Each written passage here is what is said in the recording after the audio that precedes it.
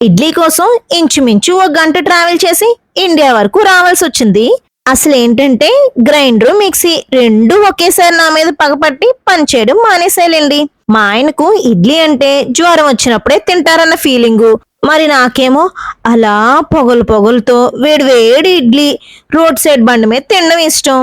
మరి సింగపూర్లో మన ఇడ్లీలు దొరకడమే చాలా కష్టం. ఇంకా రోడ్డు మీద బండి అంటే ఇంక అంతే సంగతి.